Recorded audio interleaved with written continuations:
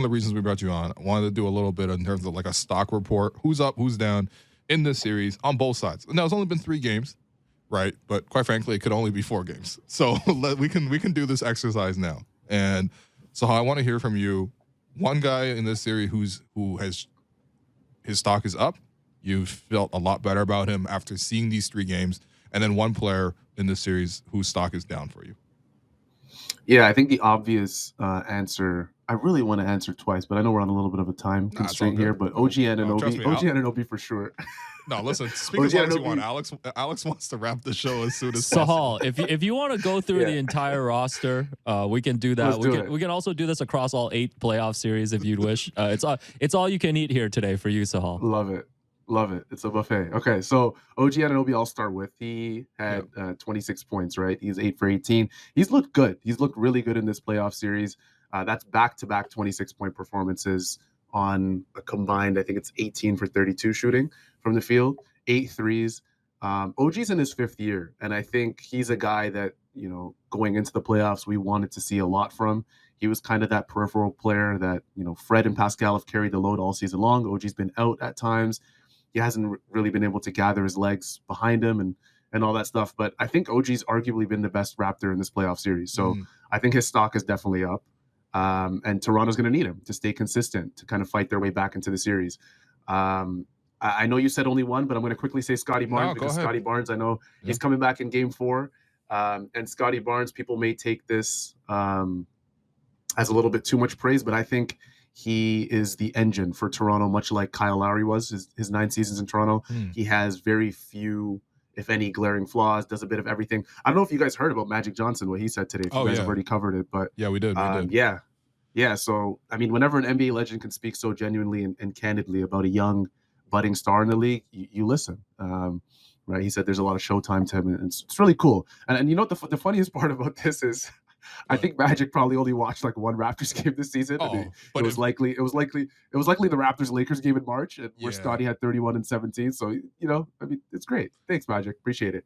Well, there was also the other game against the Lakers where Scotty had like 16 points, 15 points in like the first quarter alone. Remember, he scored over LeBron. He was like 6 of 6 to start the game, and the Raptors were up like 30-10 over the Lakers or something like that. Like, he probably was watching that one too. So I can see where for sure. Yeah. For Magic, a guy like Magic, probably top 5 ever, maybe. To say this guy plays a lot like me, goodness gracious. I mean, if there wasn't enough optimism surrounding Scotty Barnes in Toronto, I mean, now it's there. Stock down really quick. I think it has to be Fred for me. Yeah. I know I was watching a bit earlier when you said the thing you wanted to see in game 4 the most was Pascal Siakam kind of coming back to his all-NBA form. But for me, it has to be Fred, because people love to focus on the playoffs, but I'm more of what have you done for me lately in a broader sense, because I think generally the larger the sample size, the better indication you have of a player. And I think Fred struggled badly, man. You look at the playoffs and you say, well, Fred shot really well in game 1, and then game 2 and 3 were kind of throwaway games. And it's tough, because if you even look beyond that, it's pretty ugly for Fred. A lot of times, Will, we talk about soccer a lot, right? I'm a Tottenham fan. You're a Liverpool fan. Yeah, I'm sorry, bro. I know. It's okay. Sorry, bro. There's no way you're doing this on here, man. We talk about soccer on a daily basis, right? Yeah. And a buzzword that's probably used in soccer more than any other sport is form, right? What form is player X on? What form is this player heading into the international break with, right? And when you look at the form Fred headed into the playoffs with, I mean, you just go right down from before this playoff series. Atlanta, he shot 4 for 21, Miami 7 for 17, Orlando 7 for 19, Minnesota 5 for 15, Boston 4 for 13. I mean, it's been bad, and that was just 5 games, right? We're 3 games into the playoff series, so it's 8 in total. And you could probably say 7 out of those 8 games Fred didn't shoot well. So I think Fred's stock is definitely down, and I think he's one of the best shot creators on the Raptors. And I think you look at this guy and you go, you're not guaranteed a great game from Gary Trent Jr. He's probably one of the more streaky guys in the league. So you need Fred to kind of build that consistency into game 4. Yeah, listen, you made tons of great points there. I think, let's work backwards on that. So on the point with Fred, I mean, like, when we talk about players having something to improve in the playoffs, right, I think it also is contextual, right? Part of the reason people are upset about Pascal is not like, hey, we're ungrateful about what happened in 2019. when he was the second option. He was awesome, right? But there's a difference between doing it as a second option and doing it as the first option. And we're seeing this challenge right now happen before our eyes. It's kind of the same thing with Fred. Again, everyone knows Fred is a Raptor legend for life. Even if he retired today or like whatever, right? Like he's a Raptor legend for life. He probably will have his jersey retired here just based on how much he's done already. Oh yeah, especially in the championship alone, right? But like it's also a difference. Now you go from being, the guy who is able to play one-on-one. You get Quinn Cook on a switch. You get DeMarcus Cousins on a switch. You don't get two guys on you like that. You get kickouts from Kawhi. You get kickouts from Kyle, right? It's different being that now where you have to just generate all of it yourself. And it's so much harder. I sympathize with all of that, but that's a new challenge. And when we've seen it in the series against Boston, and we're looking at the series now, like there is a limitation to how much he has done. Now, can he get better? Can he improve? Is the knee 100% healthy? We all know that the knee is not 100% healthy. But at the same time, it's like there's also a limitation to what a player can do for you. I think the one thing with Fred that's been so impressive is his heart, his grit. He's willing to make the right plays. He's willing to take the big shots. He has no fear about that. But also at the same time, there has to be some limitations that we acknowledge. And I think you start to see those more clearly in the playoffs, which, I think that's nothing about Fred. One thing Fred does is he maximizes everything that he's got. He makes the most of it. But ultimately, it's up to the roster to add more talent around Fred. It reminds me a lot of the Kyle Lowry situation. Not saying that they're the same player, but it's the same deal with Kyle. Well, Kyle wants to play. Man, listen, I know people are complaining about the shooting percentages now. Go through and look at some of the shooting percentages with Kyle. Like, I'm not trying to drag Kyle under the bus or anything. I'm saying, like, for context, if you want to know how hard it is for guys when they come into the scenario, look at what happened with Kyle. Like, Kyle, bro, he had a 0-point game and a 4-point game. No, I think those are Fibonacci sequences, man. Yo, come on, man. I think those are really good points, and that's the whole exercise of the playoffs too, is finding out whether these certain players fit into the roles that they're currently being asked to play, right? And I think specifically with Fred and Pascal, that's always been the question.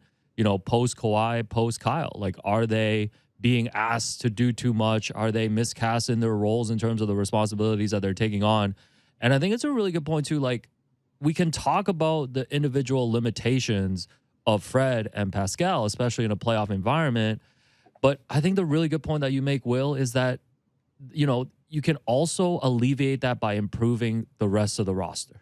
Yeah. Because the conversation so much of the time centers around, is this guy a number one guy? Like, is this guy, gonna be, can he be the starting point guard on a championship team? And sometimes it's not about just that player. Like, you have to have a roster that makes sense. And I think, if the only thing that comes out of this playoff series for the Raptors, if they get swept, if they lose in 5 games, is that they learn these things and they look at the roster differently and they look at how they're casting their players differently, then there's usefulness there too. Yeah.